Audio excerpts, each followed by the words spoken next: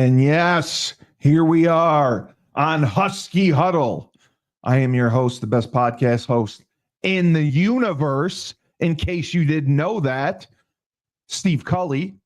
And with me, as always, the best coach in the universe, the flag football champion of New Jersey, Coach Schumann, who just works. He dominates greatness. That's what he does. I just dominate. And we're here, and we're gonna talk some Husky football. There's quite a bit of news that has come out. They brought in some more commitments from the transfer portal, I believe. Oh no, these are freshmen they're ready for the 26 class. I just wanted to announce, Dave. They got linebacker Dion Thomas. He apparently had offers from Arkansas, Auburn, Colorado, Florida, Georgia, Michigan, and Oklahoma. I don't believe any of that is true. But if he picked UConn over all of us, God bless him. And he is from Georgia. Oh, so maybe Julius would know him. They signed defensive back Kellen Martinez. He had an offer from Michigan State, and then he came to us. He's a pretty good DB. He runs well. He has a 34-inch vertical, and they think that's a great signing. And I like that, they're taking freshmen. Max Viver, an offensive lineman. Now, he is from Canada, but he goes to school in Maryland. He also is a good defensive lineman. He had offers from Towson, Maine, Temple, and Sacred Heart. So we got him. That's great. Gordon Sammy, that's our O-line coach, loves him and is excited to work with him. So I think it's good that, we got three pretty good signings that are freshmen already, for the freshman class. That is hugely important for us. So I'm excited. I think that's what we need. I really do. What did you think about Andrew McNeely, where he went in the draft? Where did he go in the draft? 29. Wow. That's pretty high. That's high? It's lower than he was projected to go 15. Oh, he was. You're talking about. I'm sorry. You're talking about the Liam McNeely. Liam McNeely. Did I say Andrew McNeely? I meant Liam McNeely. Yes. Yes. Okay. Yeah. Liam McNeely. And okay. Liam McNeely went 29 in the draft. That's awful. Yeah. So, it's awful in a sense because if you thought you were going to go that late in the first round, you should have stayed. Could have stayed and made more money than you would have spent by going. So I think that part kind of sucks. I think it sucks terribly. Yeah, I feel like it's just like you got bad advice. Yeah. I mean, why would you? I mean, you could have stayed, and you could have stayed and gotten probably. He probably would have been a top 10 pick. So that's disappointing. Right. Yeah. So I kind of agree with that because I mean he wasn't a Cooper Flag, and I know a lot of people thought that's what we were getting, and his numbers never showed that, and he didn't like wow you in the big games where you really need to step up. So that's kind of where I am. I'm like, he didn't stand out in the big games where you need him to. And yeah, I mean, I watched. I didn't watch like a ton of it, but I watched some of it, and I just didn't think he was. I didn't think he was like a lottery pick. You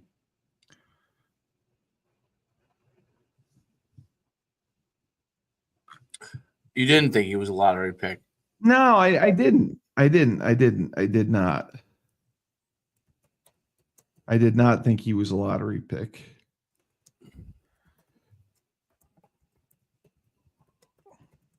So, other than that, they got a fantastic team coming back. So, yeah, 100% they do. 100% they do. They do have a great team coming back. So, but looking at what we got, I like some of the news that's come out.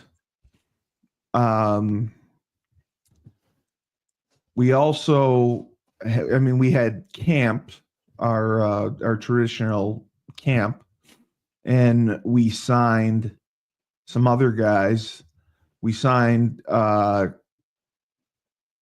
Jersey kid, Quad Hendricks. He's from Burlington Township, New Jersey. South Jersey, okay.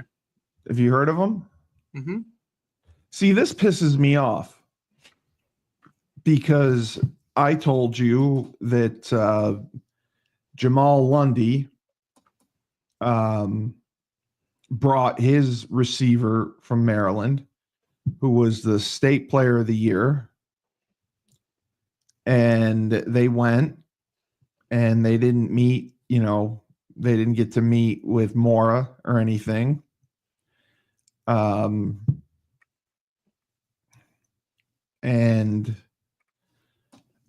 I think he's better than this kid.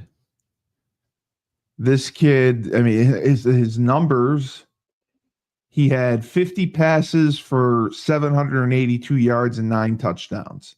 Jamal's kid had over 2,000 yards receiving and like 90 passes caught. And this kid was offered from Delaware, URI, Lafayette, Southern Miss, and Monmouth. Jamal's kid is going to Northwestern. He was offered by Maryland, Northwestern, Temple. It just pisses me off that they did that. Like, why would you pass on a kid like that? There's obviously something they don't want. Yeah, but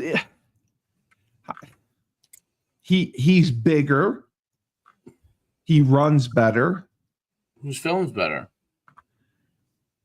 And his film's better. Yes, I just think it's absurd. I think it's absurd. So that's disappointing to see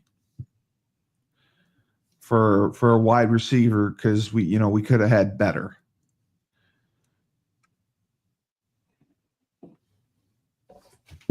And then we got a defensive end from Philadelphia. He had, again, I mean, He had offers from Brown, Dartmouth, Georgetown, Monmouth, and Akron. Like, why are you taking kids that are offered by FCS schools? We took a DB, Zahari Leaks, Susquehanna, PA. He was offered by Monmouth, Buffalo, Albany, and Stony Brook. It's like unbelievable.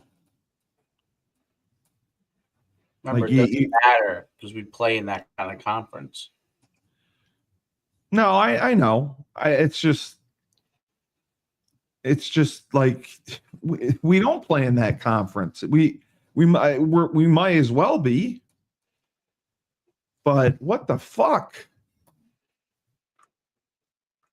And they're bragging about this. And we signed a tight end, Luke Van Auken, who had offers from Monmouth, Fordham, Brown, Dartmouth, Cornell, New Hampshire. Like, what? Like these aren't good. Like, these aren't good signings for us. From February, or is this new ones? No, these are freshmen. This is what pisses me off. So we signed a defensive end from Florida. He had offers from Bowling Green, Georgia State, East Carolina, and Wake Forest. We have Julius Williams, who runs the Trench Mob, who has some of the best defensive linemen in the country, and they're not using him. They're signing defensive ends who have FCS offers, who aren't even close to the talent that Julius has.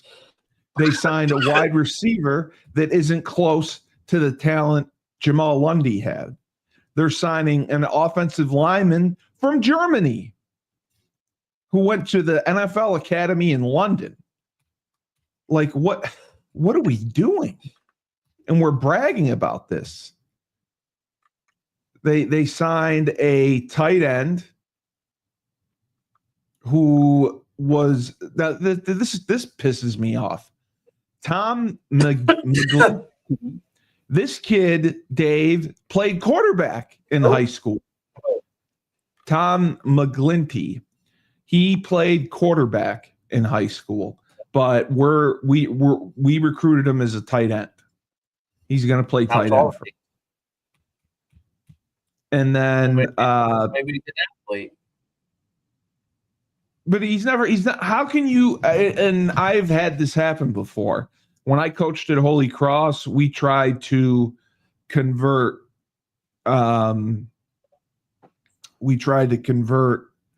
Kids, a couple quarterbacks to tight end, and it never works because they just can't block. So I mean, if you're signing a freshman, okay, give it a shot. Wasn't that what they're doing? Yeah, I mean, you can give it a shot, but I just think there's enough good tight ends out there. And I get it. Okay, he's 6'6", 230, so he may adjust to the position change. But there's tight ends. That's a great signing. That's what you got to do at UConn. You would That's sign what you have to do at UConn. You would take sign a guy that is not playing that position that much, but he's an athlete. Yeah, he is an athlete. You're right. He's a 3-sport athlete. I think that's a good signing. To be honest. Yeah, I hope so. Be honest. And then we signed a DB from Atlanta.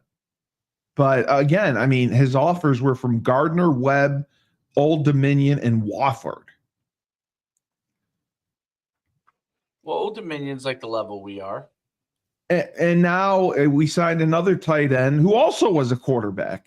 Okay. Brody Dowett. God,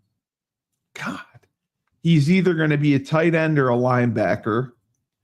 And his offers were from Bryant, Charlotte, Richmond, and Maine. And he played at Delaware High School. Oh, it doesn't say Del what. Val? No, Delvar High School. I don't know where that. It's got a. It doesn't say where that's from. So that's a lot of kids that we signed, and I'm just frustrated that we're not using any of the resources we have. We're not using you. We're not using Julius. They're not going to use me. How could they not? You have contacts with every coach in Jersey. Because no other schools use me either anymore. Nobody utilizes, like, they might reach out to you about a player here and there, but you have to reach out to them about a player. They're not going to reach out to you. But I'm saying, as an alum, I would expect them to reach out to you. As an alum, they should reach out to Julius. I've seen Julius's film, the 5v5. I've seen their game film. I guarantee 1,000% his defensive linemen and his offensive linemen are better than the ones that we're signing. And Jamal Lundy brings the Maryland State Player of the Year up for a visit, and Kashif Moore tells him, oh, we're not signing freshmen. Well, you did sign a freshman, and he sucks. From Jersey, he had 50 catches. I mean, where did he sign? Who are we talking about? The Quad Hendricks kid from Burlington Township. Okay, it's just ridiculous to me that, and his offers are all FCS level schools. So why would we pass on the Maryland State Player of the Year, who's 6'4", 185 pounds? He had 2,000 yards receiving last year, for some jackass who had 50 catches. All right, hold on. So let's stop. For 782 yards. Are you talking about Quad Hendricks from Burlington? Yes. He's a fucking stud, dude. So Jamal Lundy's kid's better. I don't know about that. This kid was the anchor leg on the 4x100 team that's the top in the state that read 40.75. Right. I get that. Jamal's he had kid, an offer from Syracuse. That's not what it says here. He had, I'm on his Twitter page. He ran the 100 meters in 10:61. Jamal's kid ran the 40 in 4.48. I don't give a fuck about the 40. I care about the 100-meter dash time. Coaches don't. Wow. I care. What is he run the 100, or is he a jumper, or he's a hurdler? I want to know what he runs in track. Okay. So this kid ran 10.61. That's fast. That's amazingly fast. Yes. I don't know what he placed in the state championships, but he ran the 200 meters in 21:47. Yes, it says that right here. It says that he was part of it. He beat although Amir Woodward's only a freshman. He said that Bergen Catholic has a freshman, two freshman twins that are the best track athletes among the best track athletes in the state as freshmen. They ran 21.7 in the 200 meters as freshmen. They're unbelievable. But you're right. It says Hendricks was part of a track team that won the state title in the 4x1 relay, and he posted the top. All right, I'm just going to show you. I happen to know who he is just because I'm a track guy. You know what I mean? Right. And I know the town he's from. And there's tons of speed down there. So, I get that. I'm not debating. From Maine, then I would be more concerned. But I'm not concerned. Let's watch him finish in 100 here. Okay. All right. There he is. That's a stud right there, dude. Describe right now. Words can't really describe. Look at him. He's winning. They won the meet of champs in New Jersey. To win the meet of champs in New Jersey, like you got to fly. That's a big deal. No, I understand that. Deal in New Jersey. I understand. Here he is. He won the Group 3 200-meter dash. Yes. Here he is in that. It said that. Look, we can watch football film, and sometimes I see it. I'm watching him. I'm watching Jesus. I'm watching him.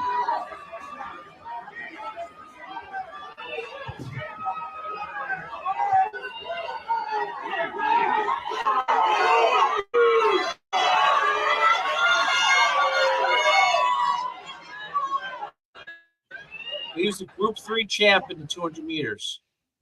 That's mid-size because we go up to Group 5. No, football we only track we only go up Group 4. So it's a bigger school.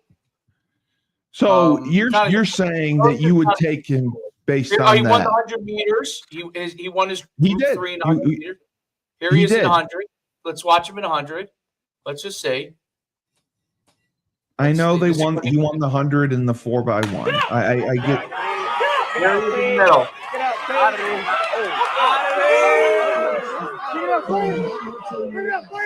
I mean, the dude can run, dude. The dude can run. I get that, but what don't you get? What do you get about it?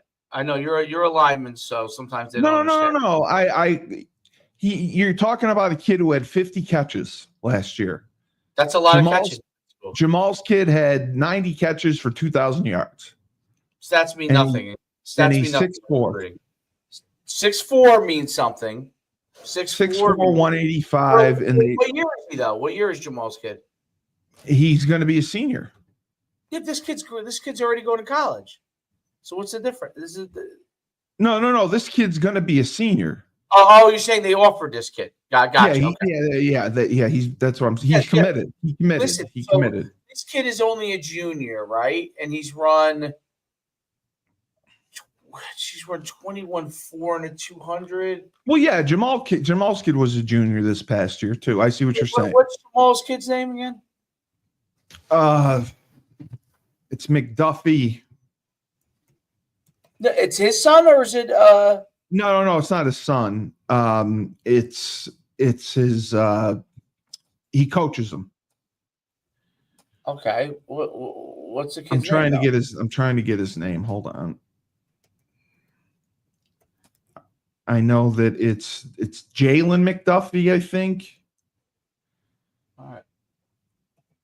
See, the great thing about track is with skill guys is you don't have to speculate. No, you don't. McDuffie. I don't know how you say it. Yeah. I'm sorry. It's Jaden McDuffie. And it's spelled MC. I got him. All right. So he's a guard, basketball player. That's positive. You say 6'4". He doesn't list his height on his. He's got 24 Division I offers. So what's the problem? We didn't offer him. We didn't take him. They don't think they can get him. He said he would have gone to UConn. He wanted UConn. He has 24 Division I offers. Yeah, he's committed already now. I get that. Northwestern, we're not getting him. Jamal told me, and I actually talked to the kid. The kid wanted to go to UConn. Hold on. Let me just play devil's advocate here. Okay? I don't think I'm not saying that he's Jamal on the phone right now. Get him on the phone. The kid's going commit to Northwestern. Why would he go to UConn? He is. I'm just telling you, he wanted to go to you. He wanted to go to UConn. At one point, maybe. No, he always did. No, he always did. He always did. If UConn offered him now, he would not go to Northwestern over UConn. Correct. He wanted UConn. Let me pull up his film. I will call him. I will call him. Hold on. He's tall.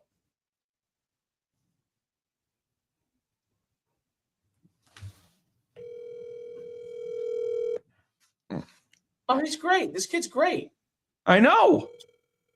Yeah, he's great. I mean, he's the same. They're different players. The two players are different players. They're different style. The other kid's a burner. This kid's a basketball player. Yeah. Great hands. He's not answering. But yeah, I have his phone playing right now for everybody to see. I know. He's a different player, different style though, different type of receiver. But so I mean, UConn, he has 24 offers. UConn didn't know. I mean, how do you know UConn wouldn't offer him? Maybe he's never come on. Has he come on campus with him? I told you, yes. Jamal brought him up. Baylock gave him a tour. He watched the spring practice.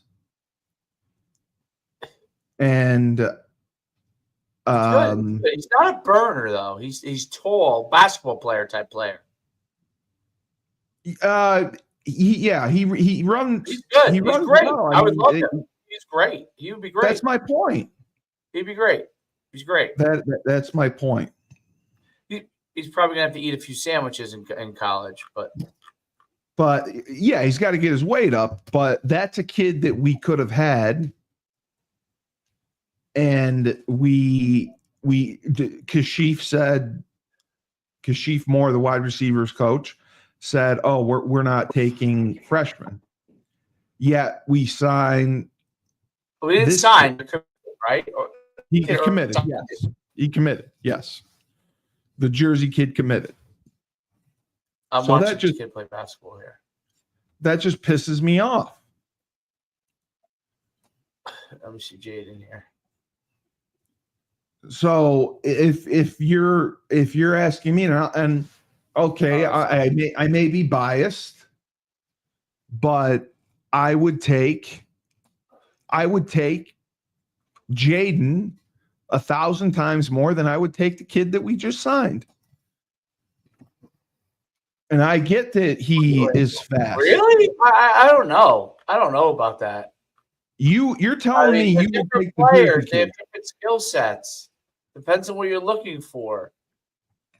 Like the kid from Jersey is thicker and faster.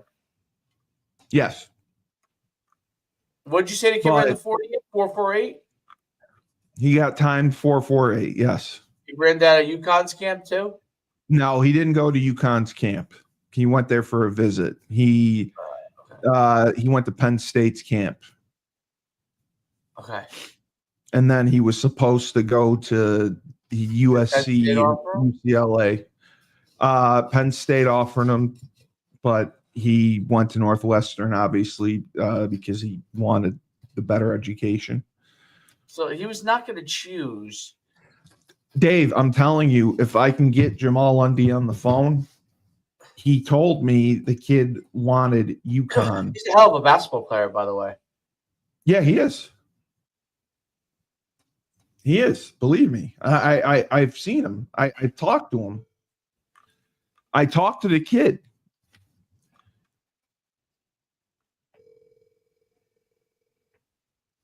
Jamal's got a couple linemen too. But that's what pisses me off is we have an alumni who brings a kid up there. The kid's the state player of the year. And we're told, oh, we're not taking freshmen. Well, we just did take a freshman. And your opinion, obviously, is because this kid runs well, he's the better take than Jamal's kid. I'm not saying one is a better take or not. I'm just saying they're different. They're different players. They're different players. So, I mean, he committed to Northwestern in May. Yeah, he did. Because UConn wouldn't take him. If UConn had offered him, he would have went to UConn. I don't know about that. Well, if I can get Jamal on the phone, I will prove it. But I wanted we were going to talk about. But maybe he didn't have offers from Northwestern yet at that time when he thought he wanted. No, to he UConn. did. One of the first offers he had was from Northwestern. Okay. The first couple offers he had was Maryland offered him because he was an in-state kid. Temple offered him. Then Northwestern offered him. I mean, he started to blow up after that. Right. But we talked to UConn. Jamal drove the kid there himself 7 hours. And he didn't even get to meet with Mora. And I'm like, how could you? And I watched this film. Like I would, I would grade him as a top level FBS kid, like a Power 4 kid, and that's what he ended up being. And that's someone we could have had. And the recruits that were signed, most of them just had FCS offers. Well, I agree with you when that's the case. I mean, when you read it, it says FCS.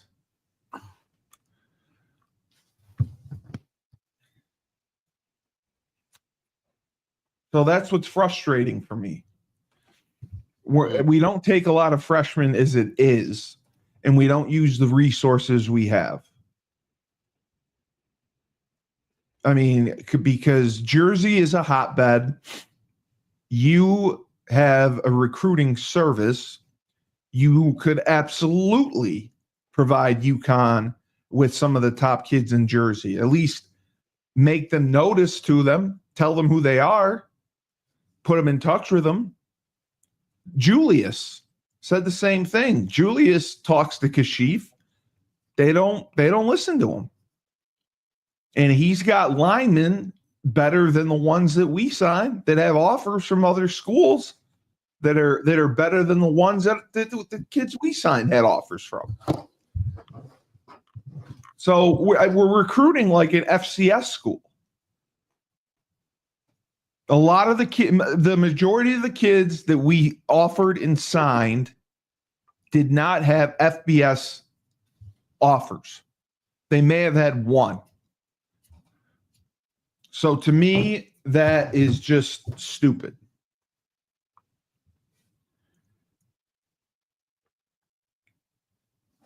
You were never alone in the Husky Huddle, according to Chris. I'm Davis. just saying that.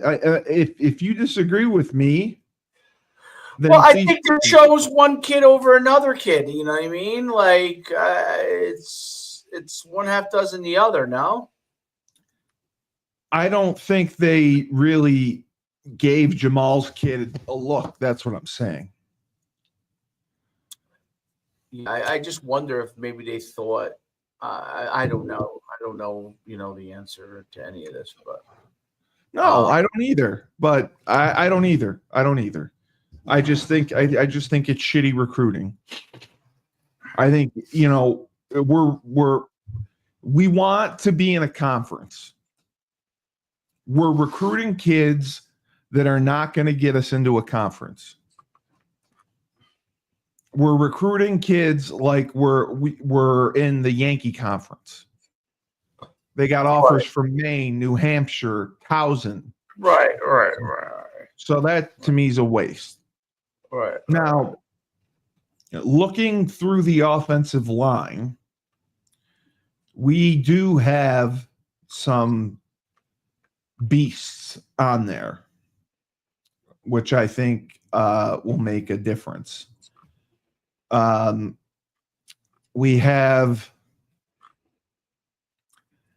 Danny Antilovich, who is 6'7", 300. He's a redshirt senior.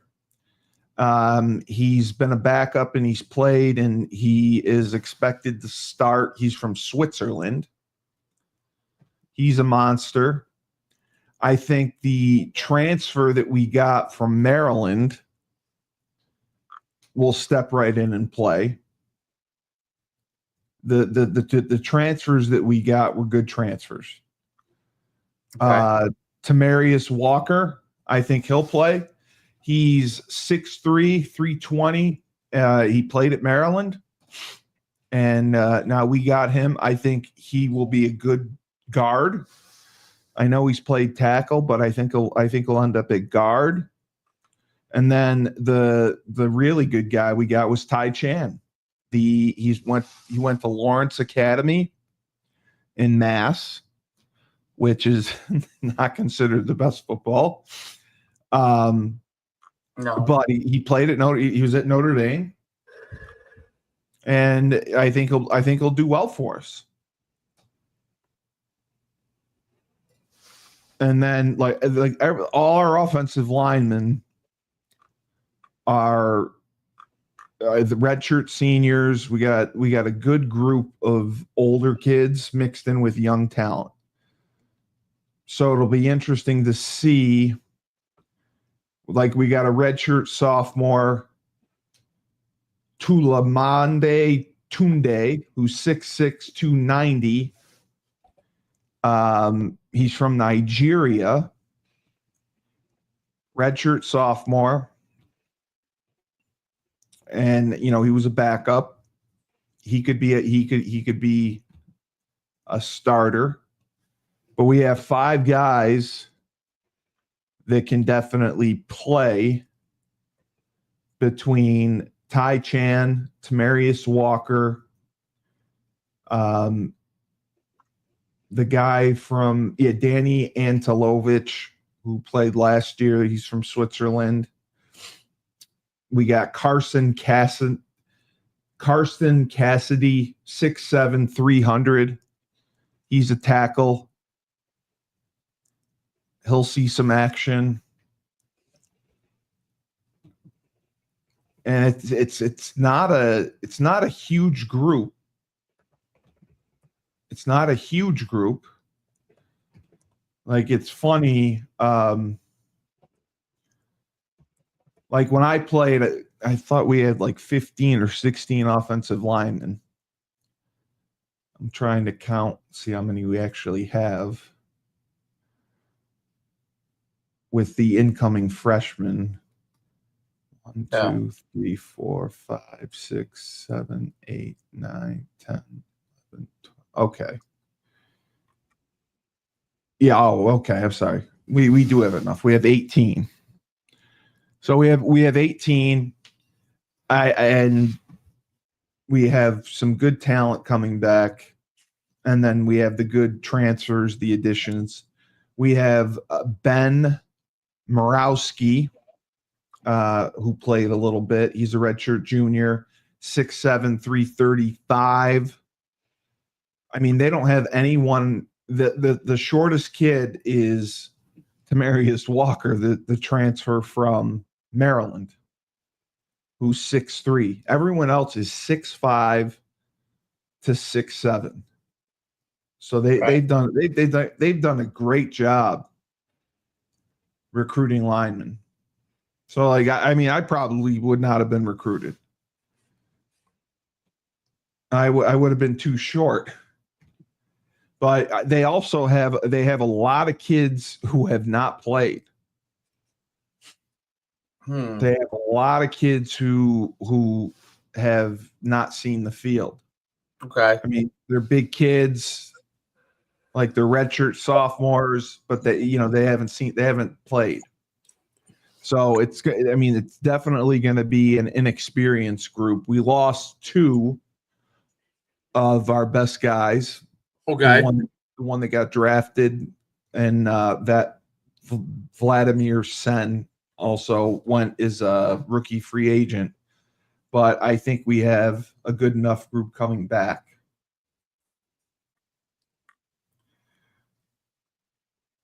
So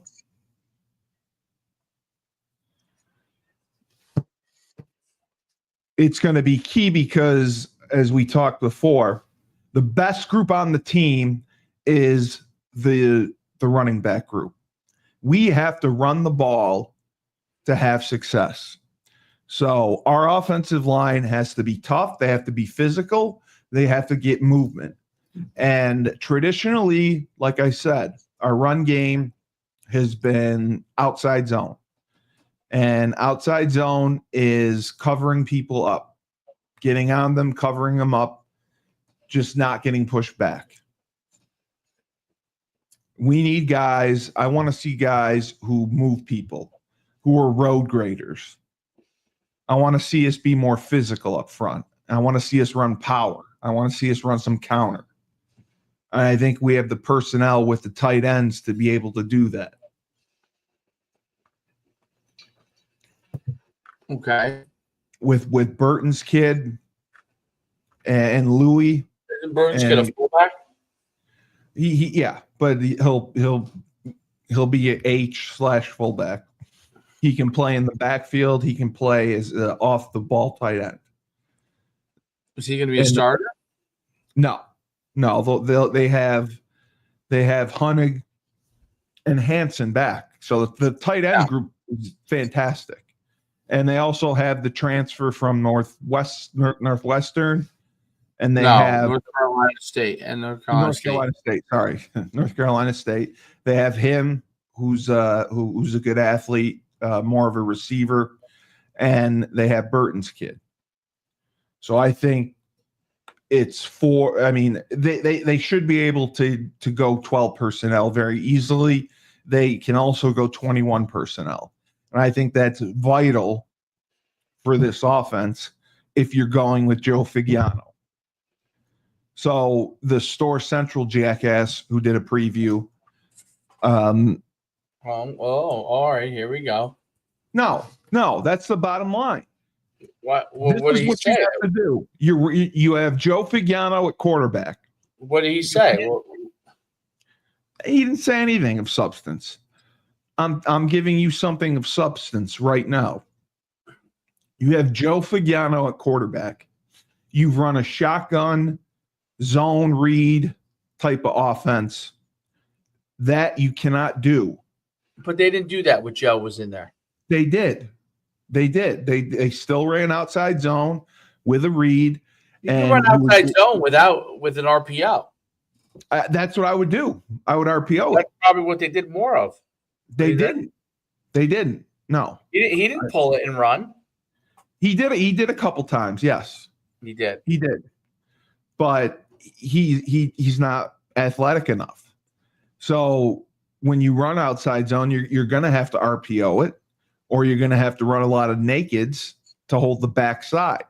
When they ran outside zone with Joe, they would get a ton of backside at pursuit. The backside end wouldn't even hold for him. Yeah, but you just run a little bit of let's see, how do I show it? Where is my They ran nakeds with Joe, finally, because we argued for it. They ran nakeds as an RPO, which I'm fine with. You just need to have to understand you don't have a dual threat quarterback. When you don't have a dual threat quarterback, you have to adjust your offense for that purpose. Okay. So that's why I'm saying you have to go. I would go more 12 personnel, and I would pound it because defenses do not have the personnel to match up with it. A lot of them are 4-2s. They play a 4-2 with a nickel because of the spread offense. So you can overpower and outnumber teams if you go 12 personnel. You can do it with 21 personnel. And that's how I would do it. all right. So we're gonna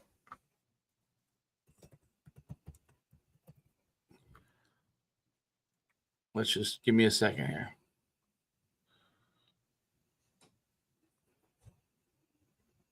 When you watch UConn, you see a lot of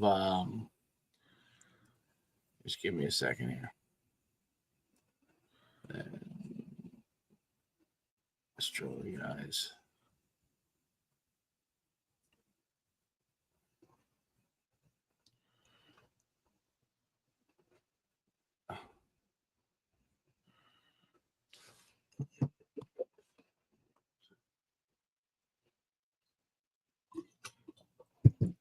All right. So you there? We'll bring it on the screen. Since Yeah, put it up. What are you going to put up? One of their game films? No. All right. So when you get, okay. Here we go. there we go. Yeah, there we go. There we go. This is. I wish I had this to use for my cards. I used to have to use Microsoft Visio to draw my cards. I had a guy today. They still use Visio. That's why I used to use Visio. Yeah, I don't know why they still use Visio because this is easier, but I guess Visio. What program is this? What's that? What program is this? First Down Playbook. Okay. First Down Playbook. So, let's see. Should I make these guys bigger? We might want to make them a little bigger. No, let's not make them that big. Let's make them a little bigger for the screen.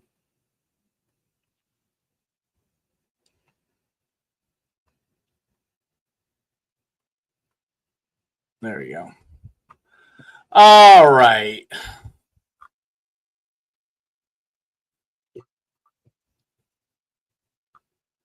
Okay, so what are you trying to show me here? What I'm going to show you? Yeah. I'm going to show you what they're going to be able to do with Joe that you can't do with. They're going to do a lot of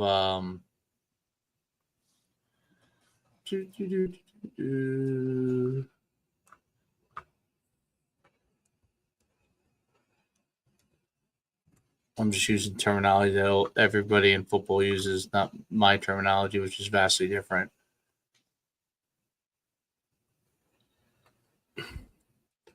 So they're doing this, right? What are they calling this guy? I don't know, T. And then what do they have? The receiver away here? Yeah.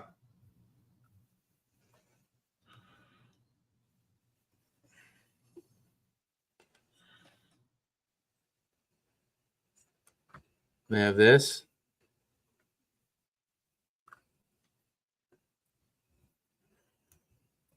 Oh, it's so. This is the only thing that is annoying. That does it. It does that all the time.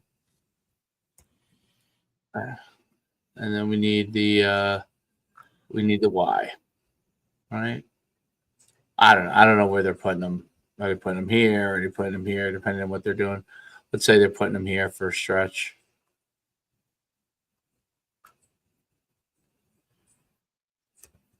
Okay, so they're running stretch. This is for all the people who want that think that what's called better. No, we know football. I hate that. Go. Yeah, that's what I hate. I hate running Okay. out. I hate running out of the gun that way. I'm just saying what they're likely to do. Some form of this. I don't know if they put them here or here. It really doesn't matter. It's just window dressing to me. But then they're gonna go. This is your RPO that like people are running now. Like, yeah, they run the naked off it. Yeah, exactly. So you got this, and then you just read your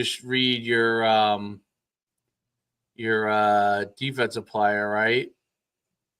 You just read him, right? And he's over here, and you're reading this guy.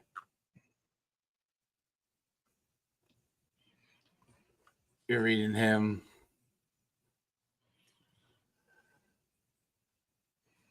Right? You're reading him, and he goes down inside, chases the back. You throw this little dipper off of him. If they're running which is what you could do, or you could block this guy, and then you read. Oh shit! I hate when it does this. There you go. You can slam flat with the or no, you got a tight end front side. Yeah, you can run the naked behind. I like that. Right. So you can. I like the naked behind. Why did my guy become a defender here? I don't know what the hell happened to my guy. Why is this guy a defender? Let's put him up here. Let's make him right. And then let me just get my what the heck? Cornerback.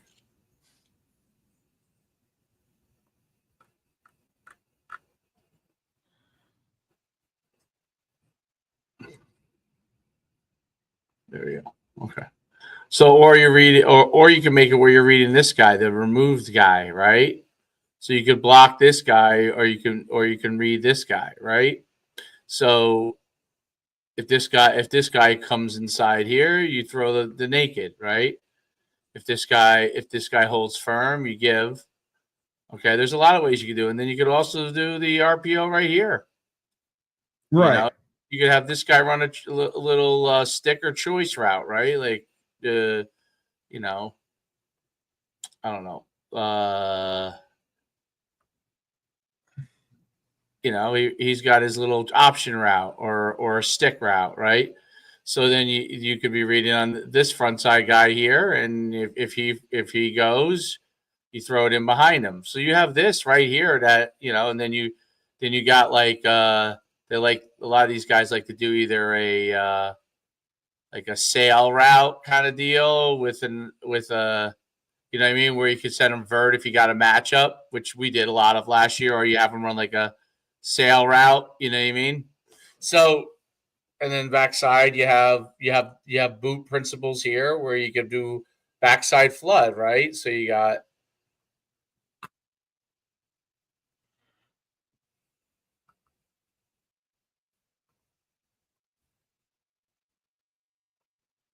there you go.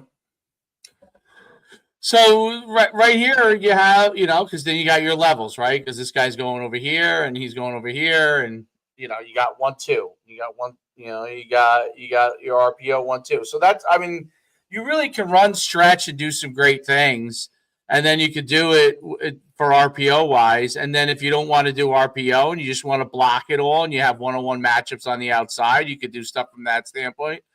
But it's, I mean, this right here. This is fucking. This is tough to stop, dude. That's tough to stop. And that's why they want to. Now, what they were doing with Evers was he was reading this guy. Oh, why are we all highlighted here? He was reading this guy, and if he was coming down here, he was pulling, and if he was showing his chest, then he was giving, that type of deal. But so I mean, you know, you got a lot of things you could do off of it, and you could do that with you know, if you wanted to be able to read it, if you had a guy to go. So you could do things off of the outside zone with the RPO, and then you just, you know, instead of, if you're going to go boot, you have the Y block. You know, instead of him running around, he blocks, or then you go, you know, so like very quickly. So there's the only thing that a little bit annoys me about this software is this little, like, what do you call it? See how it's like a little funky sometimes? It's like, okay, why is it doing that? I don't know. But, and then you could go, you know, where's my little close off guy? There we go. Boom. So now you can do that, right? You have your boot and you're reading it. If this guy's over here, you're reading it. He stays. You give it. He plays run, or you could do it off of the end that somehow magically just disappeared. I don't know how that happened, but my end magically disappeared in this weird software. But anyway, so those are, you could do all kinds of things. Or you could have the F block, right? You could have the F block, and then the F can go. He could be your zone blocker. You could line him up outside the Y, and he can run the choice. Right. I agree. 100%. So with the tight ends that we have, like, you know, like now he runs the choice. You know, I agree. That's what we need to implement. Right. I don't. Do we not? 100%. Do we not? And then instead of this guy, Now you just kind of line him up like almost like this, and then now he runs. He's your blocking. You know what I'm saying? And now he's your blocker, and that's where you get like. And this route would be deeper than how I drew it, but you get the point. I have to fucking draw it exactly. But so now you have this. Now you have the second tight end, and now you have the choice off of that. You got the little RPO. So I mean, there's a lot you could do with it, right? You could even run your RPO off of. You could reduce him, and see how the corner's playing and run it off of him, right? Does he in run support or safety? Is he in run support? A lot of ways you can do it, but depending on what UConn wants to do and what they have, there's a lot of ways that can get done. So right. With Vigano, right? Because I don't think they're going to run anything with him from a. No, they can't. That's my point. There's no point. You can almost run power read off of it too, but instead of running the quarterback, now you're throwing the tight end choice route, or the F is releasing to the flat. You know what I mean? Things like that. Right. That's what I like doing. You run in another version of flood. Right? Absolutely. You have the zone coming across, the tight end blocks, the F releases to the flat, the X runs a sail route, and backside you have him on either a choice or where you say you run a slant or a backside post or whatever, So I agree. Simple stuff. But anyway. I agree with you. But I don't like the recruiting. And I think that's going to hurt us. Well, I don't know. Receiver, that's not going to be an issue if they recruited this other kid. And did you look in the rivals thing to see if he had offers from other? I mean, it seems I just go by what Jamal told me. I go by what Jamal told me. Jamal told me that he had. Why would you buy? What happened? Jamal said that he had a bunch of offers. I just named them to you. He has 20 offers. But he wanted to go to UConn. And we barely did anything with him when he went up there.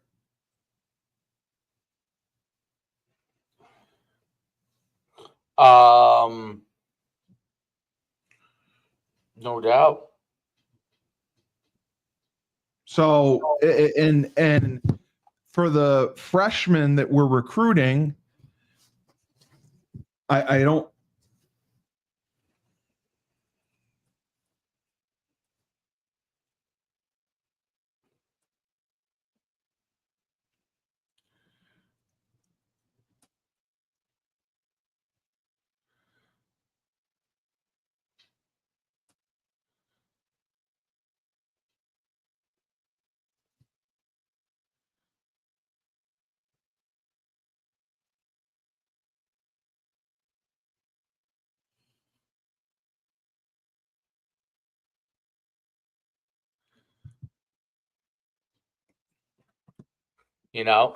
So yeah.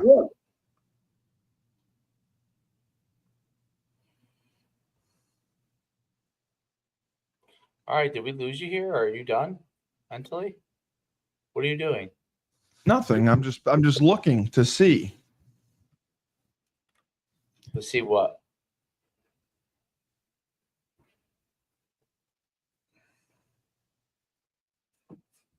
See what, big guy?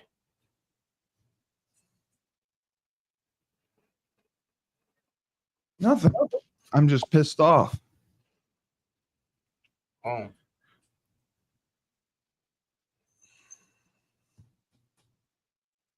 What are you pissed off on?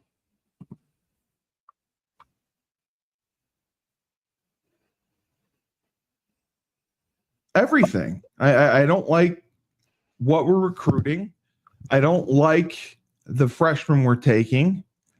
And I think you don't even know how good the freshmen are. You didn't look at their film. I looked at who'd offered them. Okay. If you look at their film. Have you No. watched him? So then how can you judge?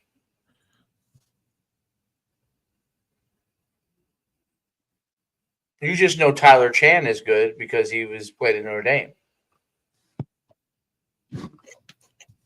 Am I correct? I think we're going to be fine up front. I'm not worried about that. I'm just angry at the freshmen that we're taking. I want us to do better there. You don't know that we won't do better there. There's another year. If they're taking FCS kids, they have no offer.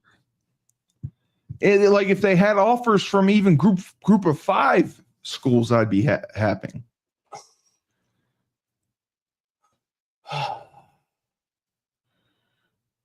Well, I think we'll wrap the show since you're angry.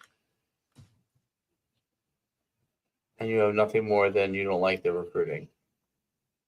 No, we went over the linemen, and I think we have a good line group. I just think we have to change the offense. I think we have to do some of the things that you said. We can't do the zone read stuff because Joe can't run. But you're just RPOing it. You're not. I'm fine with the RPO. Yeah. They're going to just RPO it. Dude. If they RPO it, then I'm good. I'm all day. All day I'll RPO it, please.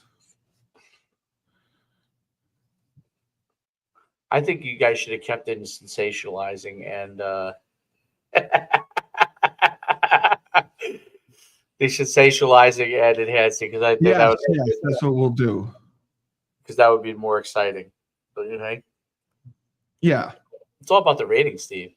Yeah, it is. It is. It's all about the ratings. It's all about the people we get. You gotta keep your dignity though, I guess. All right. Well, since you're bored, which is good, it's a nice flip. I'm not bored. I'm angry. Don't be angry. Well, you sound like my son when I make him do his 5th exercise. All right. Well, fine. We got Rebel Republic. We got money line tonight. You're gonna have to do money line.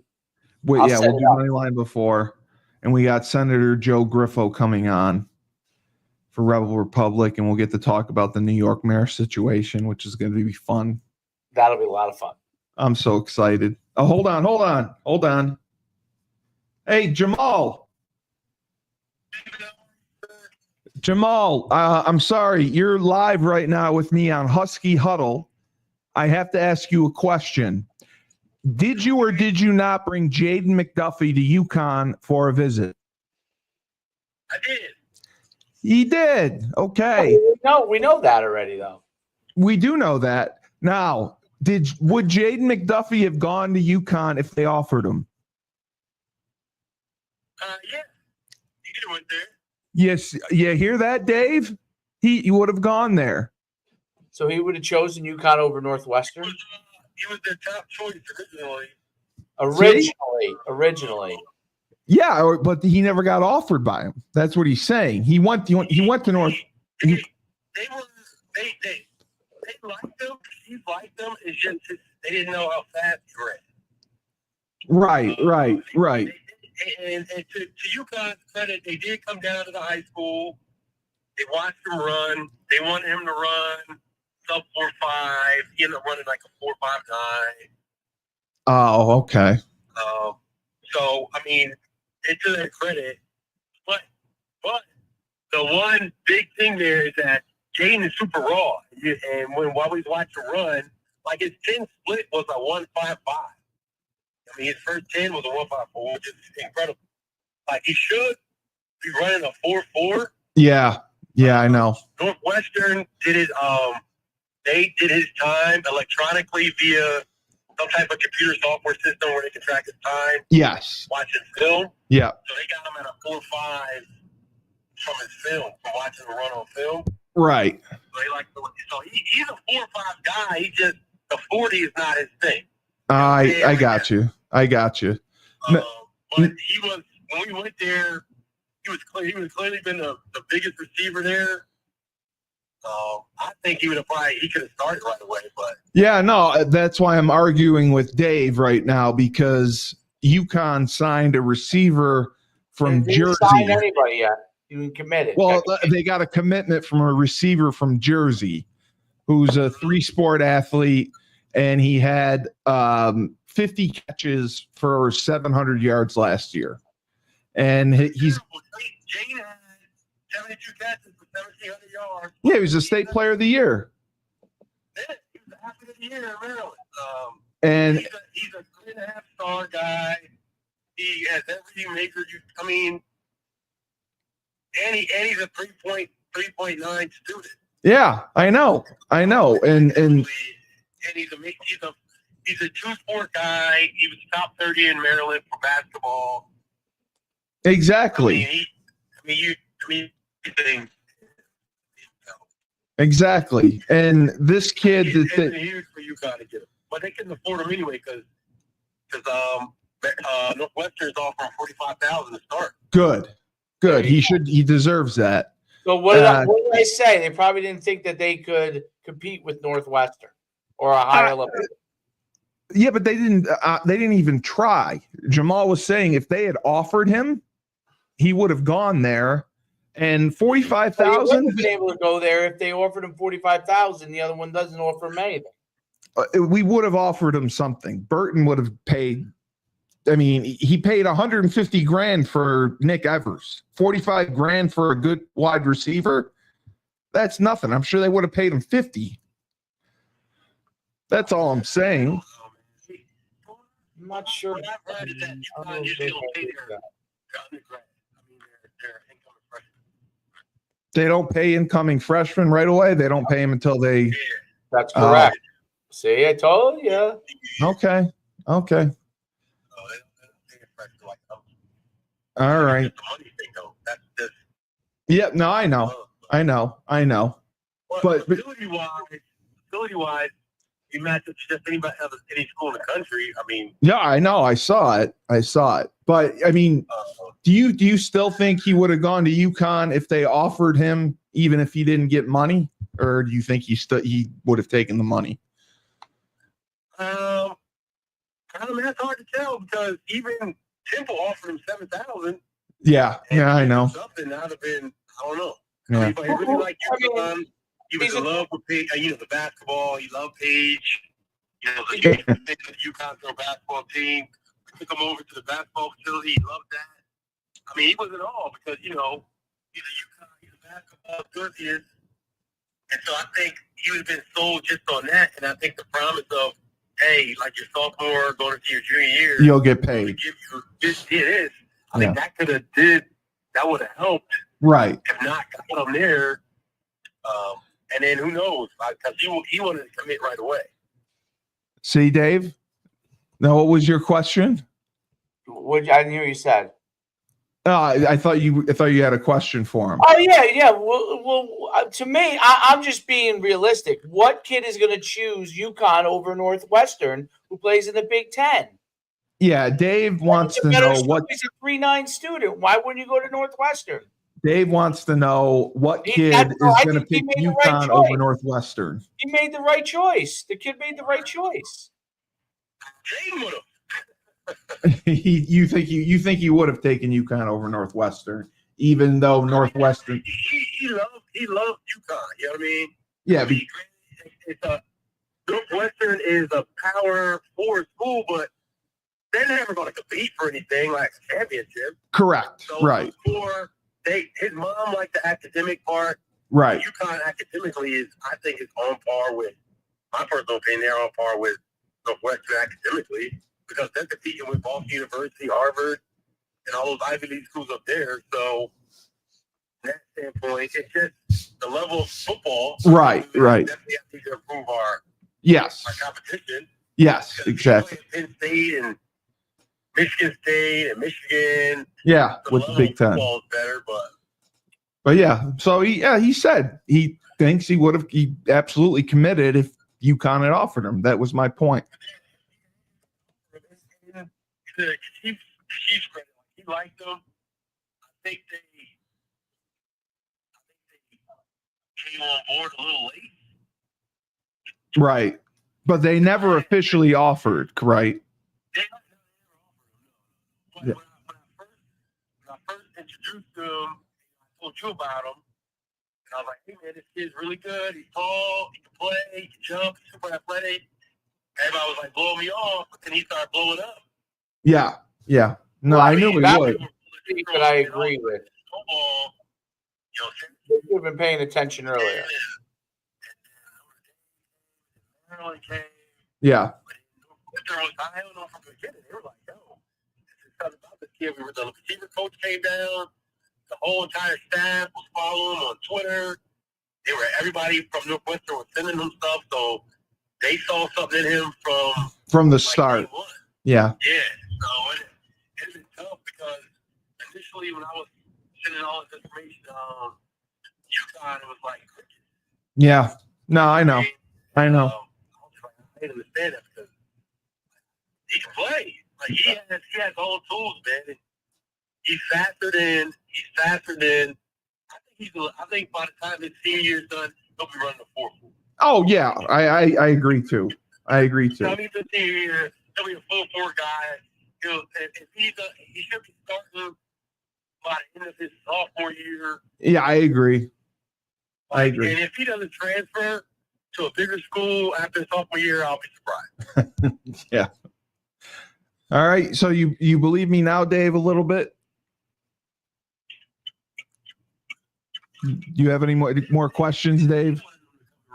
I did not believe you. I said that once Northwestern, once he saw his film and they really liked him. The only question they had about him was, right, how will he do against Big Ten press? Right, like of course. Seniors, juniors, how will he do against press coverage? That's the only question mark. All right. Thanks, Jamal. I appreciate you calling. Take care. That's all. I just wanted to prove I that still don't understand your point. he would have gone to UConn if we offered him. Jamal said that. He loved the basketball. He loved the academics. If they had told him that they would have paid him by his sophomore or junior year, Jamal said he would have gone.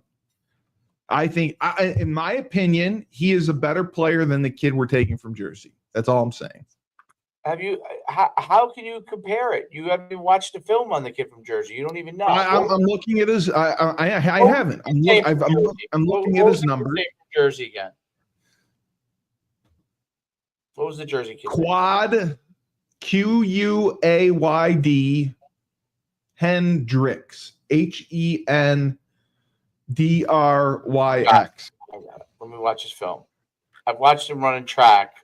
I can tell you there's no comparison speed-wise between the two. But let me watch on film. This kid 11. Oh, this is his basketball. Was it in basketball?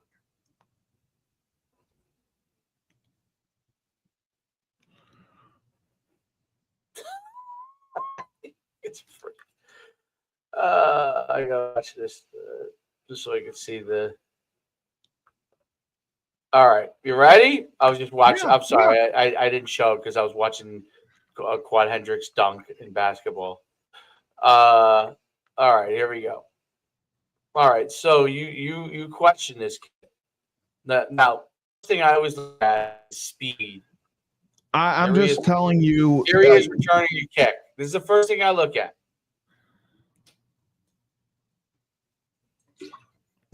Come on, man. I mean, come on. There's a speed difference. There's a legit speed. Is he the core?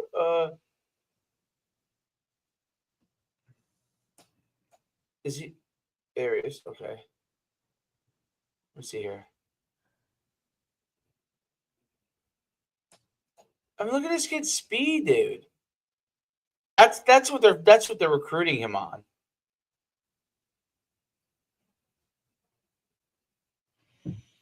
No, I know. He's legit. The kid's legit. He's a. Look, the other kid is bigger. There's no doubt. There's no doubt that McDuffie is bigger, which is why McDuffie's going to Northwestern. Yeah, and he had more offers. That's what I'm saying. He had offers from all major programs. You think you would take this kid over McDuffie? That's what I'm asking.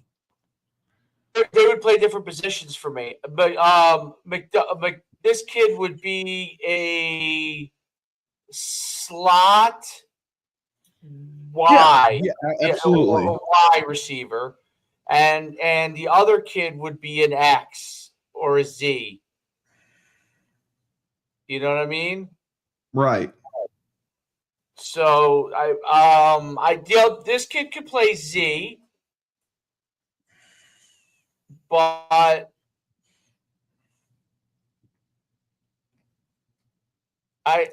Jamal's kid is Jamal's kid is an X. He's 6'4". It's also a kick returner, so that's going to be an asset. I know. Yeah, that's another weapon. But I would say they're different positions. So one's a slot. One would not preclude me from recruiting the other. When we put it like that. Both basketball players. This kid, Quad is like a point guard, but I would take both, but they would be different. They would be different positions for me. So did you kind of take another guy? This kid would not be the same position as the other kid to me. Right. This kid is more like, he's more like the kid we have now on the outside. Right. The kid from Wisconsin that transferred in. Right. What's his name again? The TJ Sheffield kid. No. The one they're still there. The best receiver we have. Oh, Skylar Bell? He's more like Skylar Bell. Same size. Right. No, I agree with Skylar that. Bell. Burner, vertical threat, can play in the slot, that kind of a guy. The other kid is more. I don't know if we have a kid like him on UConn right now, like the other kid. We don't. But we could use one. So we don't, but we don't have it. I don't think we have a receiver like McDuffie on UConn. No, that's why we should have taken him.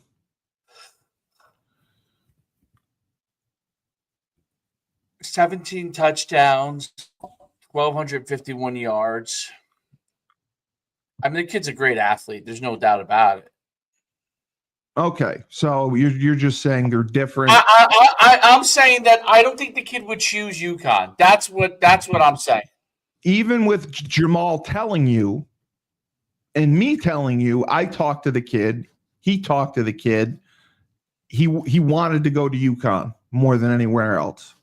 Originally, I'm saying once UConn didn't come in on him, and now he already was down the road with like Northwestern and some of these other schools. Correct. Yeah. I don't think he would now. I don't think after the fact. Absolutely not. I agree with you. Because would you? You wouldn't either.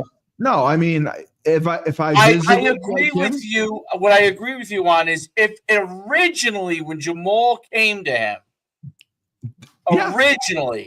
yes, they said yes.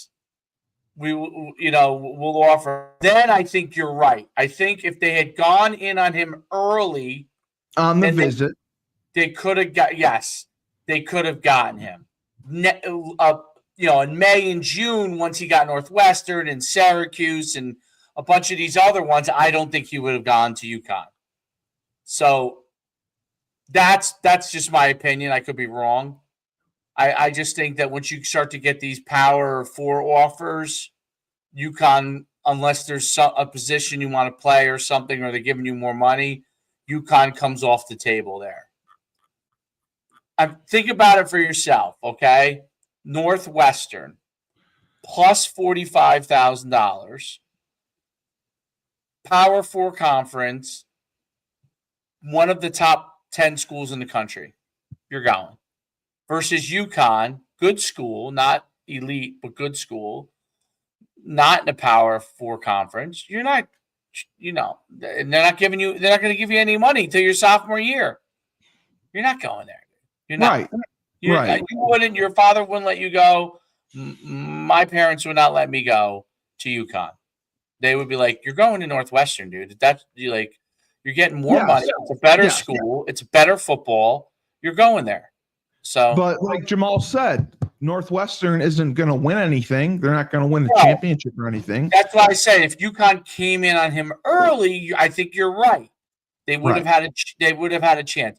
But once the bigger schools have come in there, then you don't have it. You don't have a chance because unless you're giving them more money or something, you don't have a chance. You just don't. So now if UConn offered after, the reason why I think UConn probably still hasn't offered now is because I feel like they probably just think to themselves, we don't have a chance. You know what I mean? Like, why is the kid going to here? But I don't understand. He brings him up for a visit.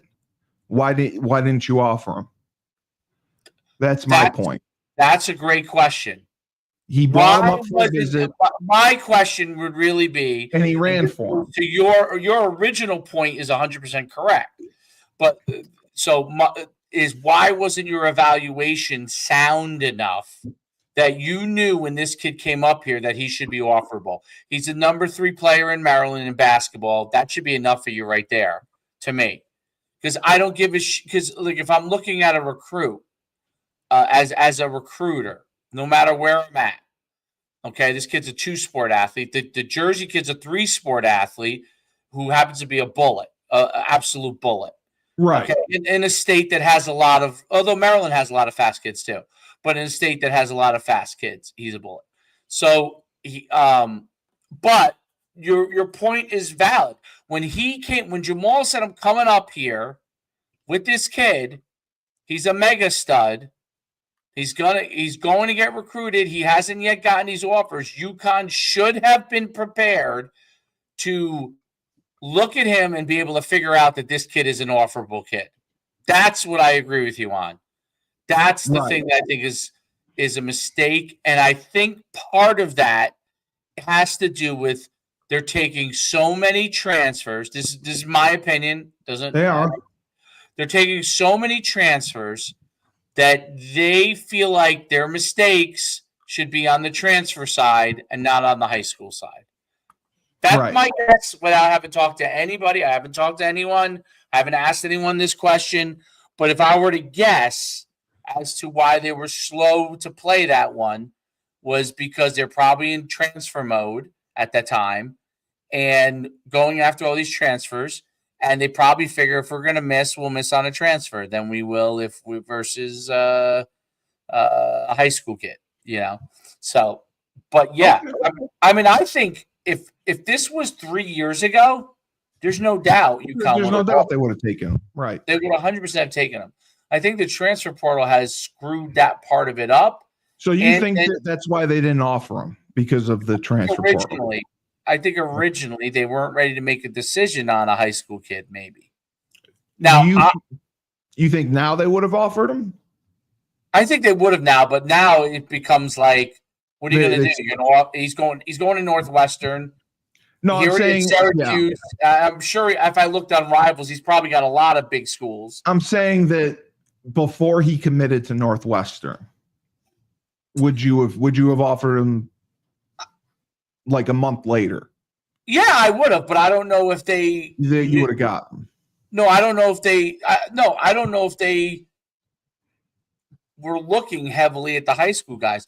Here's what the track time does for a kid like the kid from Jersey. Okay, and I'm not saying it's correct, but it's like job security wise, the guy who offers the Jersey kid, he runs a 10.6 100 meters. You know he's a legit 4.4.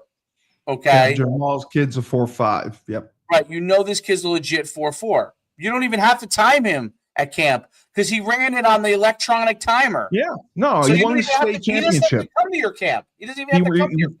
He won the state championship. I get it. You don't even have to. You don't have to. You just watch him run. You just get the. you get the times and you watch a video of him running, you say, oh, that kid's definitely fast because he's beating other fast kids.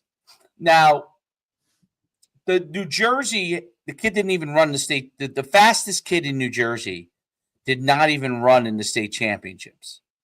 He's actually a white kid from Southern Regional, and he ran 10.22 in the 100-meter dash. I think he's running because I don't know if he might be turning pro. He's going somewhere Division I, but like he runs in like that circuit for like the elite kids. Oh yeah, he runs for like a club team. Yeah, he's already run like 10-1 something. He won the state championship the last 2 years in New Jersey. This kid didn't even run in the state championships this year. He didn't run for his high school track team, is what you're saying. He didn't. If he did, he stopped. What the heck is his name?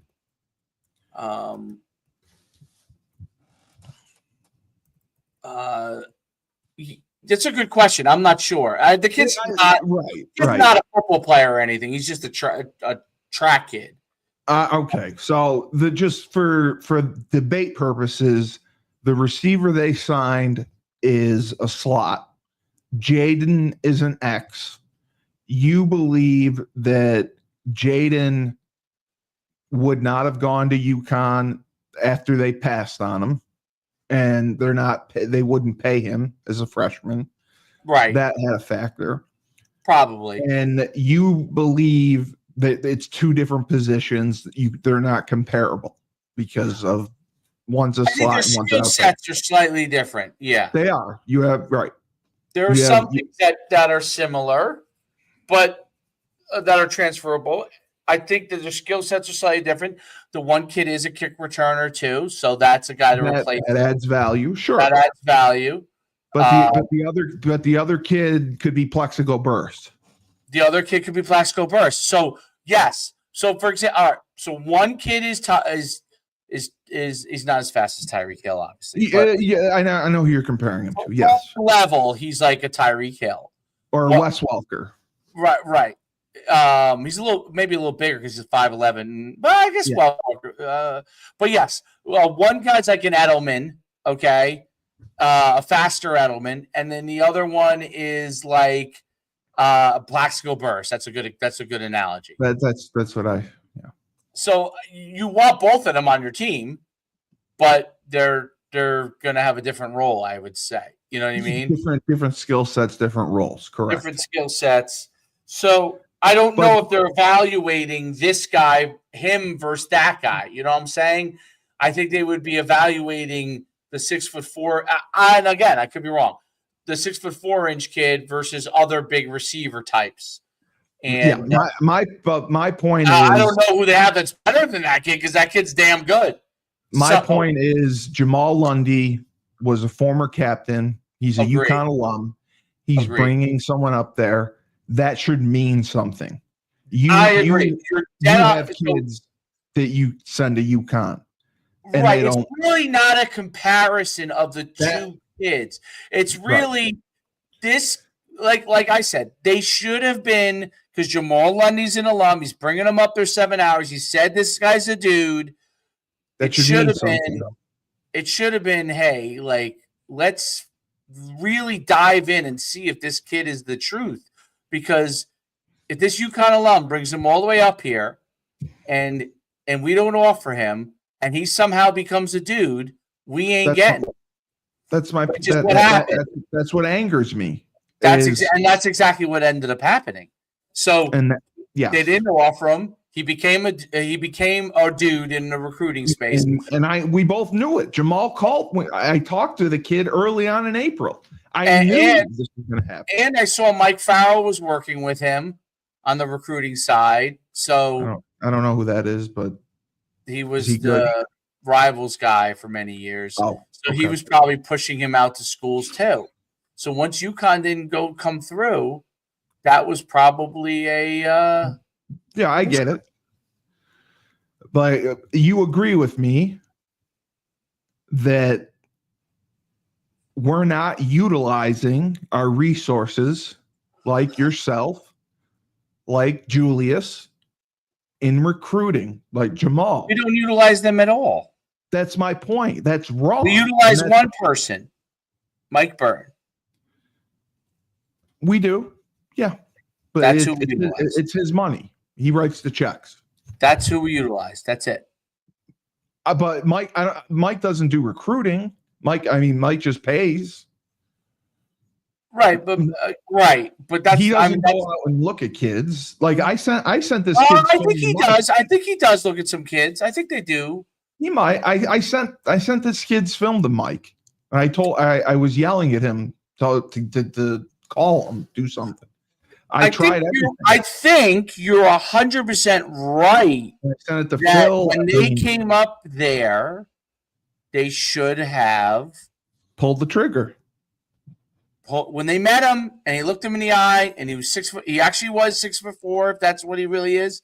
Okay. And he was standing over these guys and he was 6'4" and he was 180 pounds or whatever he is. And with all the other stuff that you've already seen on him, probably dunking on everybody which way but loose.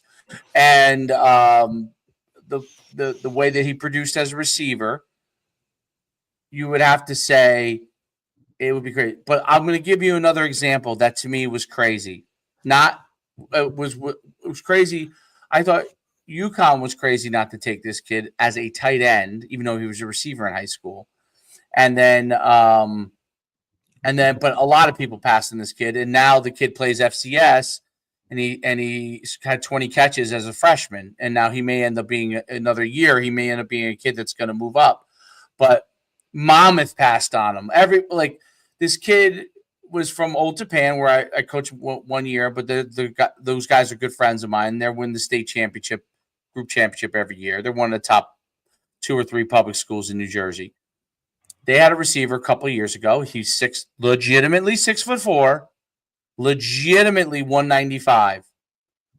Did not run a bullet time in the 40 at some of these things, but he's a dude, and his team won the state group championships, and he made the play, I would say, of the year to win the game. It was a fade ball to the corner, 4th down. He grabbed it with one hand, pulled it in, and then got into the end zone. It was an unbelievable play. When he made the play, when the pass went up, I said, that's a pretty good pass. It has a chance. The pass was a nice pass. That kid ended up he wasn't the starting quarterback at the time, that kid. He filled in for the starting quarterback who got hurt in the game. That kid ended up leading them this year, 2 years later, again to the state championship.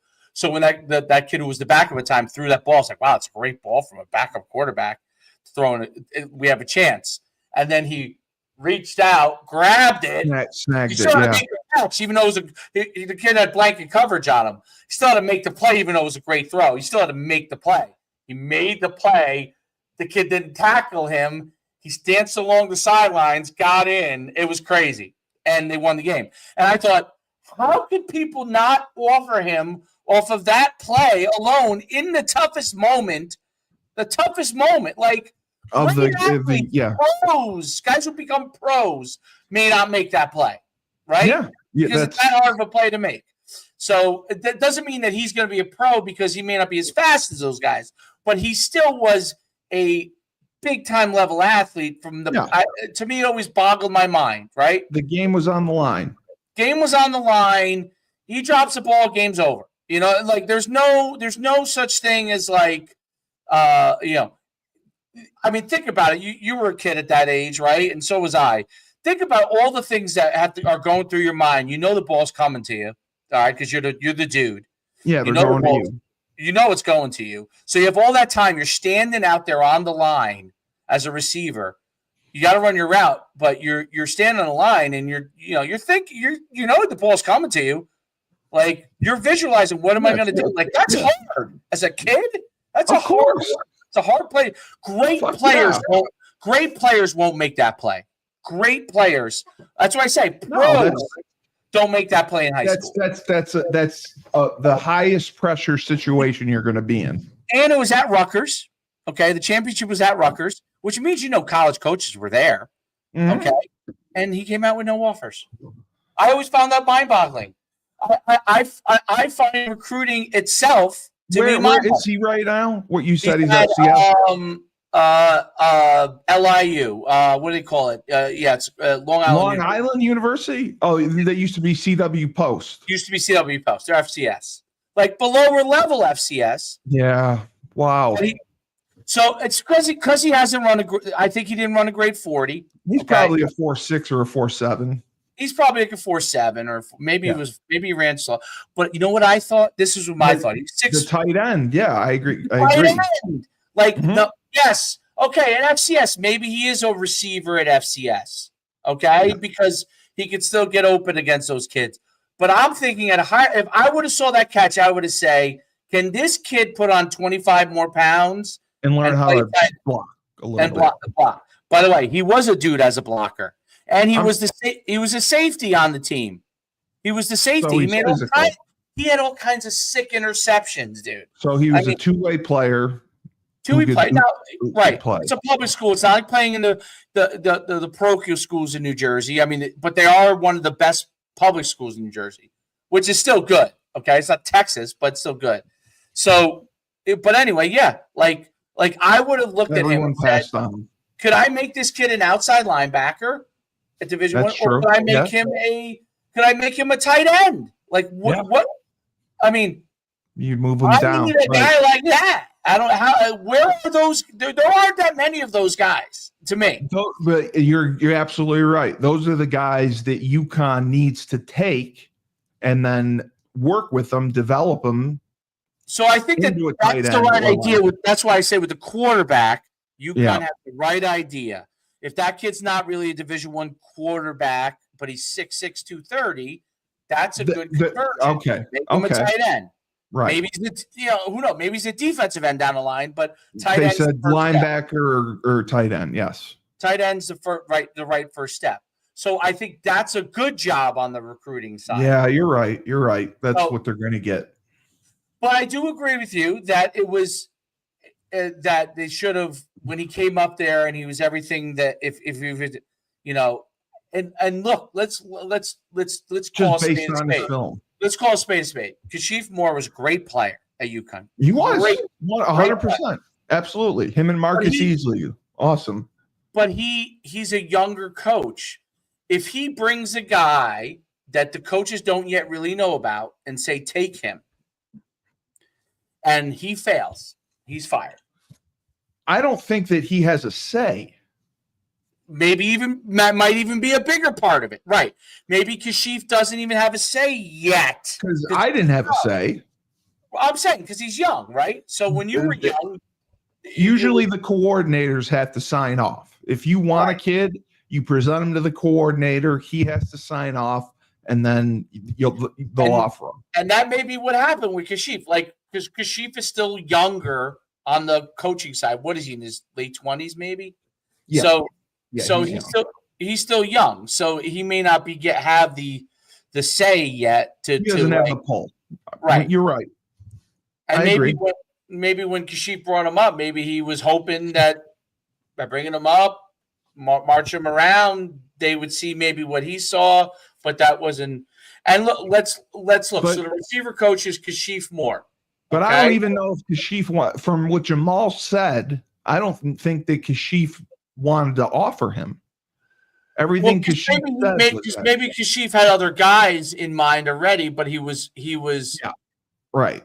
Why is my Google? Is something wrong with Google today? Let me just go over here to Yahoo. Yeah, there's something wrong with Google. I'm having a hard time getting Google. Really? So now, I don't know if it's my.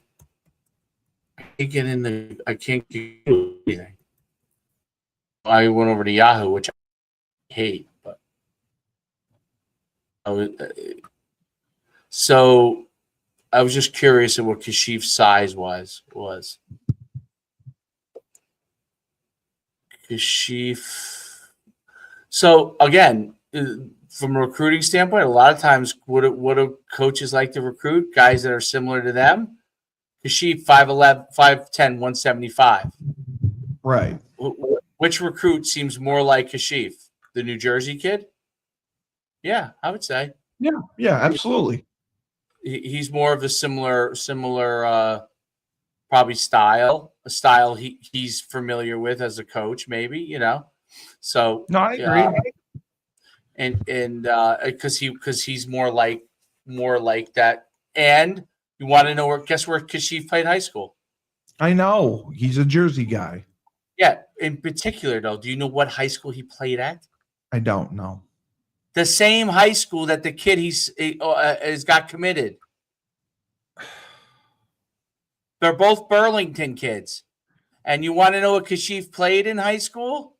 He was a football and track star. So there you go.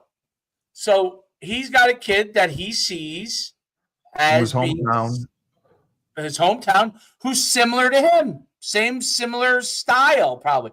So he could probably in his head say, okay, I know what this kid's going to give me because I was that kid. And Kashif was damn good, right? No, he was. And I it makes sense now that the kids that committed had offers from FCS level schools, because if we're not paying freshmen, then that's who we're going to get. Right, which you didn't know until what's the name? That was a great call, because what you Jamal. brought up there was what Jamal said, that was a big point. Like I didn't know that either. Right. So when how could we complain about Jim Mora's recruiting, in all fairness to Jim Mora, if he has no money to give to freshmen? You can't. If you're, it's not his fault. No, it's not. I was complaining that the freshmen were offered by all FCS schools, but if you're not willing to pay freshmen, you're not going to get any FBS kids. You're going to have to take FCS kids, because, instead of going to Maine or New Hampshire, they're going to be thrilled to go to UConn. Yes, of course. And they're not expecting to get paid. And the money that goes around. So that's what makes it tough. Syracuse has money for freshmen. Shoot, Temple even has money for freshmen. Yeah, he said $7,000. Yeah, which is nothing, but still, it's like if that's our, we're like we can't pay freshmen. We're saving the money for the transfers, and if any of our freshmen develop and turn out well, we'll pay them. I think that's the philosophy. So that means you're going to be very heavy on transfers. So, and we are. That's why we have 40 transfers. So that puts it all together, and that makes sense to me now. That makes sense. But Which doesn't make it good. It just makes sense. No, it makes sense. It makes sense. It's not good or bad. I guess that's the only negative thing out of this is that we probably could have not just had the Jersey kid, who was obviously going to be good. We could have had the 6'4" kid Jaden too. Would have, yes, Jaden, that's my point. Jaden would have gone. You would have had two great potential receivers coming in. They could have played early on. Yeah, that would have been nice.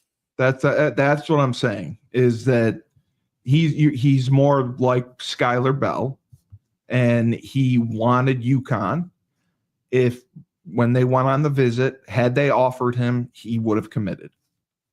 But you're right. Once that passed and he started blowing up, he probably would not have gone to UConn. Yeah. And by the way, he may end up with bigger. Remember, he still has another. He may end Jamal up with said that. Yeah. He may end up at Georgia down the line. This kid. Yeah. So Jamal said that. How do you know what happens in the fall? This kid. If this kid, look, even the kid that Kashif's bringing in from his hometown, if he tears it up, I mean, he's already state champion 100. I'm sure everybody's looking now. I mean, big time schools are probably looking. So he's committed to UConn. All of a sudden, it's going to be tough to keep it.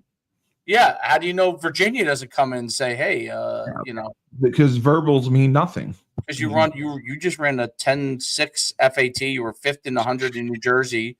You won your group championship, which is a big deal. Yeah. You won the overall. You're the anchor leg on the relay that won. And you won the 200.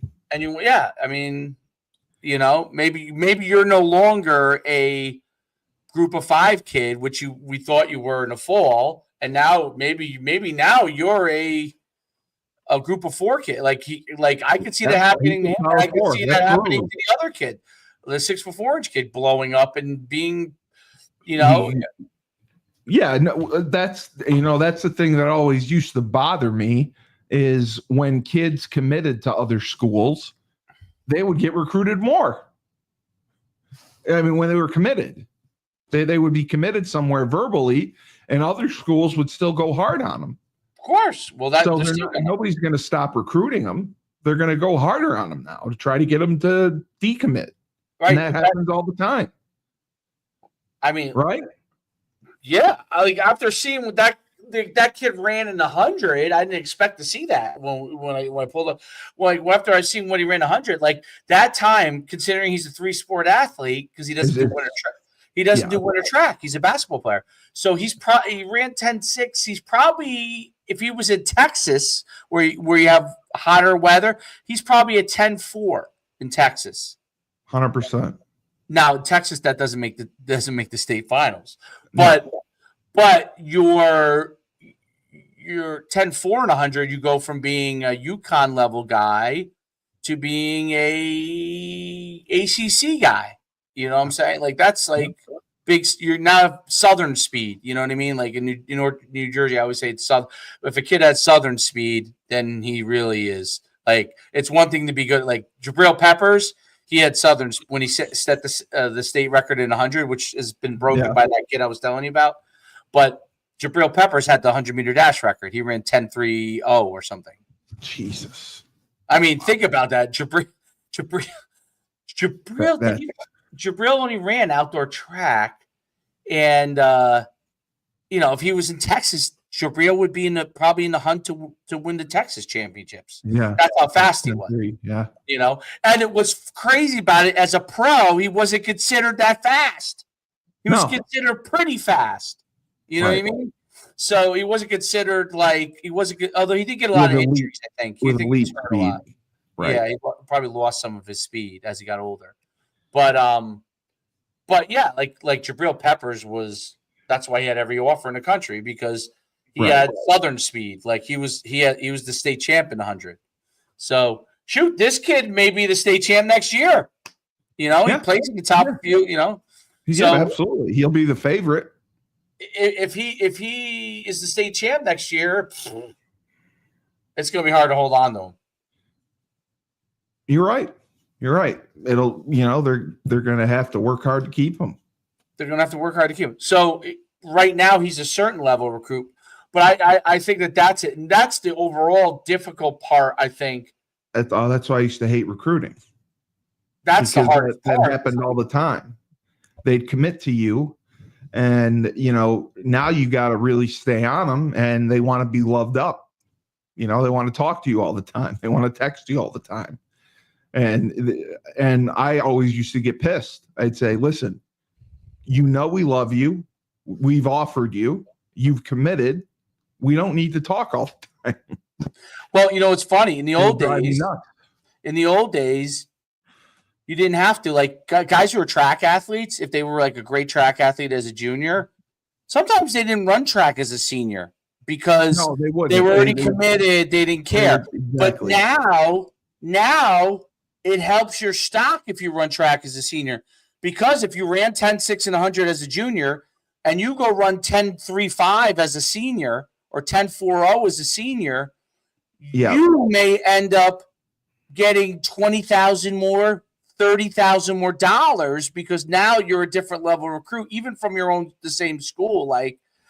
So that's what's changed in recruiting. And then you could lose that guy, right? Like someone comes in at the 11th hour. Well, if you've signed already, but now the signing thing is even like they don't sign that letter of intent anymore, right? Well, there's 2 signing dates now. The early one's in December. It's not a letter of intent. It is a letter of intent. They still sign the MIL. No, I don't think they do. Yeah, they do. Do school kids sign national letter of it. Yeah, there's 2 signing dates. They moved it earlier so you wouldn't have to keep recruiting kids. Let me go. I can't even go to Google anymore. I got to go to ChatGPT. But there's some kids that that wait until February. Yeah. So listen. So yes, high school athletes in Division I no longer sign national letter of intent. What? That was eliminated in October of 2024. Holy crap. So I'm right. I'm pretty good. Steve, I'm pretty good. What the fuck? So what do they sign? They don't sign anything. They got rid of the NIL? Or I mean the national letter of intent. NIL still exists in Division II, so they could sign it. Replacements. Athletes now sign financial aid agreements directly with the institution. These serve a similar purpose. They lock in scholarship terms and prohibit other schools from recruiting once signed, but they're not NILs. But they're not binding. Yeah, but you know what, though? Exactly. Because if so, I sign a financial aid agreement that I get XYZ. I get all of it paid for, including, a couple $10,000. Well, what's to stop another team from saying, you signed that agreement, get your lawyer, break that agreement. Yeah, break that agreement, and we're going to give you $50,000 more. Or we'll pay for you. We'll pay for you. What is the lawyer fees to break the agreement? $5,000? No problem. 10 grand for a retainer. Yeah. We'll pay Mr. Cully to break the agreement and get it done. Right? Well, yeah, I'll tell you a situation we had at Holy Cross. When we had a kid commit, we would have them apply to the school early decision because that was binding. Right. We had all our recruits do that. We had a kid get offered by Boston College the day before signing day. And we would not let him out of the early decision because that is binding. And that's between schools. So Holy Cross, Boston College could not take him because Holy Cross would not let him out of this because they, early decision, the schools respect that. So for this kid to go to BC, he had to sit out a year to break our agreement. So he ended up going to prep school and playing and then going to Boston College. Right. Because that's how we did things. You'd been better off just letting him out of the agreement. Well, it wasn't our decision. I'm saying like the school should have just said, yes. The school should just say, fuck it. He doesn't want to be here. Yes. Let him out of the agreement so you guys don't lose that fucking scholarship. Exactly. They wouldn't. You could have gone and recruited another kid. We agreed. We wanted to do it, but it was our admissions people who said no, we can't, because that's how we do things. Fast forward today, all they're gonna do is just get a lawyer. Yeah, because anytime you sue, you win. You're winning that. Yeah. So wow. So they don't sign national letters of intent. That's probably why there's no NLI anymore. That's probably why there's no more national letter of intent. Well, yeah. Someone sued the NCAA, said this is bullshit. It's binding. Yeah, I should be able to get out of it. If I get a better offer or I get a better situation, why am I locked into my shittier situation? Yes, you're, and that's why they're doing the 5 years of college now. Right. They're saying that you can play 5 years, you don't have to redshirt, because if you play, your earning potential is going to be much more your 5th year. So that's why they're saying that. And they're going to allow 5 years of eligibility. Right. It's all because it's of very different in sports recruiting than going to a school. So I'll give this example. Jesus. Let's say you could go to Princeton, Harvard, Yale. Okay. And Princeton says, you say, okay, I'm going to go early decision to Princeton. And if that's fine. But you've already said to yourself, early decision, Princeton, if I get into Harvard and Yale later on, I really would rather go to Princeton. So that's why I'm going early decision, Princeton. Because otherwise you would do early decision. You're only allowed to do ED, I think, at 2 schools. Right, exactly. So you can choose between the 1 or 2, right, if that's what happens. Correct. So, exactly. So you're choosing already your 2 favorites right and then now. Early action as well, you can go. Now, early action, you can go like 5 schools. And that's semi-binding. And you still choose from those schools. You still choose. Like, you get into all 5. You're still allowed to choose one of those 5. And they inform you in December if you're early decision. You're allowed to choose 2. You still have a choice of 2. Correct. But if as a football player or whatever, soccer, or any sport, right? If you do this early decision or you do an NIL, okay, you don't know because you're really not choosing the school over all the other schools. You're choosing the school that you think wants you the most with the most information you have. You're not, you don't know other information that may come out down the line. That's what's different than college admissions. And that's what makes the whole thing such a fucking mess, of course, right? Because that's a big mess. Yeah. That's what makes it a big mess. That's why every time they institute these rules, now next year there's new rules. And then you can't do this. And then, I can't believe that. I had no idea. Yeah. But anyway, great. You wanted this to be a good pod. It was a good one. Well, we got 270 something viewers right now, so that's pretty damn high for as long as we've been going, almost 2 hours. I ate all the cookies. I have to do a podcast. I had 4 of them. I'm getting yelled at for eating cookies. I agree. I'm glad that this is cleared up. I still think that we missed the boat on Jaden McDuffie. I agree with you on that. That I agree with you on. But you are correct that now, now it'd be tough. Now Northwestern may not get him. You're right. If he may get offered by someone bigger. You're absolutely right. So I agree. I agree. But I think we could have gotten both of them. And listen. That's what angers me. If you get both those guys, you get both those guys, and you give both those guys $50,000, dude. You got 2 superstar for 4 years. For 4 years. Yeah. See, that's the part that we may not have the money to do it. That's probably why we don't do it. But I'm just saying, like, if we want to get those guys and keep them, like, we have to. And listen, I'm not in the financial position to speak for other people's money, but we as a university has to figure out that part out. Well, Benedict posted, we raised $50 million. It's the most money we've ever raised. So I don't understand. Where's it going? At Twitter. I don't either. So if we have $50 million, like, we can't pay a freshman that can come in and ball out? Like, I don't get it. I don't get it either. But look at his Twitter and you'll see, because he brags about it. He brags that David Benedict. Like mine? Okay. David.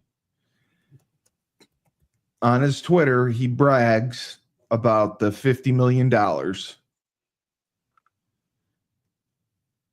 that the Husky Athletic, because they've been on a mission to raise money. By the way, I can't believe I didn't even know who Nafisha Collier is. I can't believe she's she's going to be the best player MVP of the WNBA. It's amazing, really is. Maria knows her. She played from 2016 to 2019. She was good, but she wasn't the star, right? Or maybe she was the star. No, she was not the star. She was not the star. So it was she really improved. Yeah. I'm looking. I don't see it on his page backers. He posted a lot of basketball stuff. McNeely. Top 10 QB in the country, Joey Fignano. Hot take Huskies. What is that? What is Hot take Huskies? I'm trying to find this. Where? Hold on, let me see. He's a good retweeter. No, All right, I got it. Oh, okay. University Bank account all cash pledges within fiscal year. Many pledges are paid You out. see it? This total represents UConn Huskies. Okay, so someone asked, any chance can we get clarity and simplistic version of where the 50 million goes? Sounds great, but what exactly are us donors giving to specifically? I hope 50 million goes all a long way. Is it all spent in 1 year? Is it carried over? And then actually, that's an interesting thread. It tells you when you donate on the website. Well, he said he responded. Benedict responded. He said university foundations count all cash and pledges within the fiscal year. Many pledges are paid out over time. This total represents all giving to UConn Husky Athletics for annual support, capital projects, and endowment. So it's not just it's an endowment too. It's